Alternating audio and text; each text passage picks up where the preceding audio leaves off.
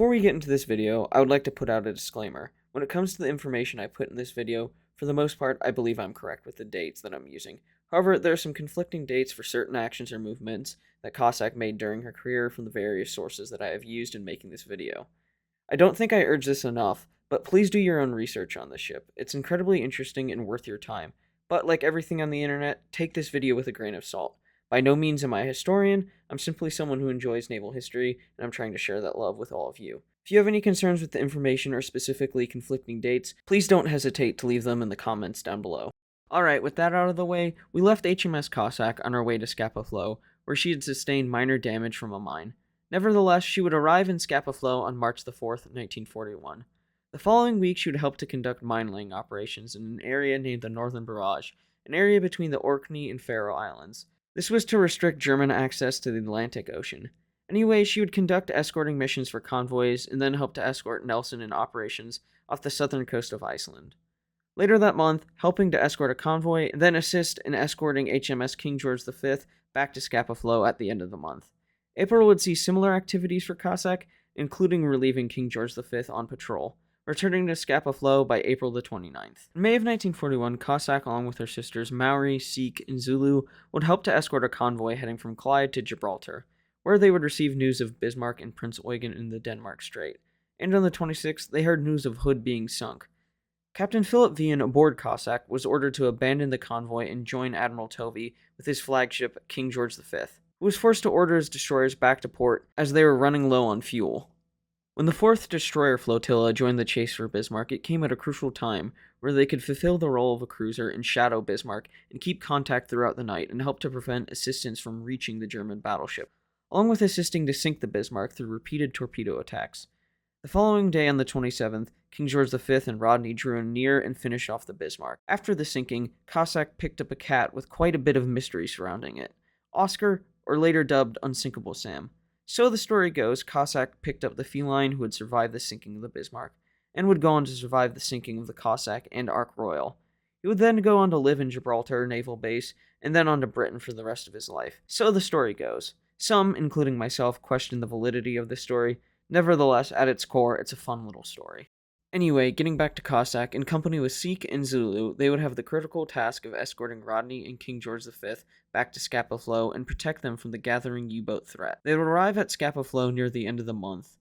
In June, Cossack would go on to escort more convoys, and as an escort for HMS Victorious, coming back from Gibraltar. In the early parts of July, Cossack would help to bring in various convoys to the United Kingdom, but during the second and third week of July, she would head to Gibraltar as part of a convoy. She would be part of Force X, which was a detachment of the Home Fleet, who were to make sure that this convoy would make it to the Grand Harbor in Malta. On the 21st, the convoy designated as GM-1 left Gibraltar. The convoy would come under attack by Italian bombers and submarines on the 22nd. And then on the 23rd, more attacks from Italian forces would lead to HMS Manchester being forced to turn back and head for Gibraltar.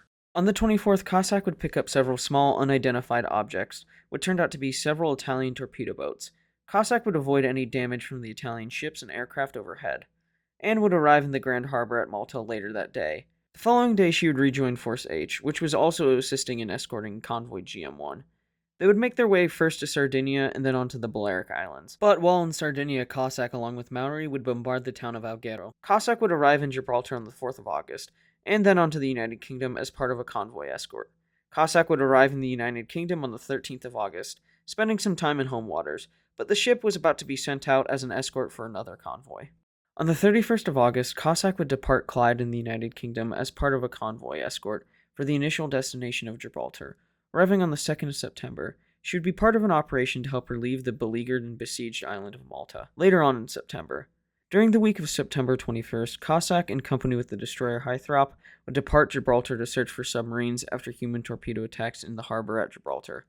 Later that week, she'd be attached to a screen for a force consisting of Nelson and Ark Royal in a covering group along with other escorts to protect a convoy, later to be designated GM-2. The Italian Navy was also to be out along with the Italian Air Force for this convoy run. The escorts and merchantmen would face attack on the 27th of September during the early afternoon from the Italian Air Force, targeting mostly the capital ships including Nelson and the Prince of Wales. Facing several waves of these attacks, the ships would be forced to take evasive maneuvers. Later that day, Cossack would also be forced to evade torpedoes dropped by air attacks. Nevertheless, Cossack and the convoy would continue on to Malta and arrive around the 28th of September, and probably depart that same day, arriving back in Gibraltar on the 1st of October. Cossack would be an escort in Operation Callboy, another supply delivery to Malta about halfway through the month of October, to help deliver more Spitfires to Malta, returning to Gibraltar by October the 20th, where she would go on to participate in her final mission as an escort to Convoy HG-75. Convoy HG-75 would be a convoy from Gibraltar to the United Kingdom. For this convoy, there were reports about U-boats being present in the area, but Cossack would depart Gibraltar on the 22nd of October, and then on the 23rd, HMS Rochester would detect a U-boat, and at around 5:40 that morning, Cossack would receive this report and sweep an area of about 6 miles, and then rejoin the convoy without receiving any contacts from U-boats. But that night, a U-boat was spotted, and some of the other escorting vessels, including some corvettes, began depth charge attacks on it.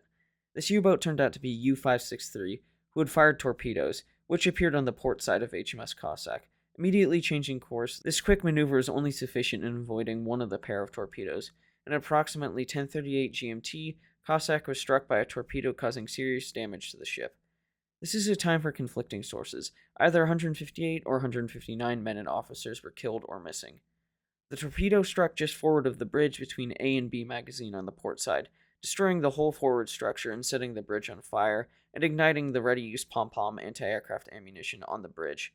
By 11 p.m., the order was given to abandon ship, but the realization came that Cossack was not sinking and still very much afloat, albeit in very poor condition. Cossack was flooding quite badly and on fire, but still afloat. Survivors began reboarding the ship and began doing emergency damage control to try to save the ship. On the 24th, tugs and corvettes were on their way from Gibraltar to try to bring the ship back to the harbor. By 5:30 a.m., the fires were out, but at 6 a.m., Cossack showed signs of sinking, so the crew returned to HMS Carnation, a Flower-class corvette. But it was a false alarm, and by 8 a.m., steam was raised in the number 3 boiler room. But flooding of other parts of the ship was a major issue, and later that night, the boiler room had to be shut down due to fear of expanding feed water in the boilers. At 10:55 a.m. the next day, an enemy plane was driven off, likely a Focke-Wulf Condor.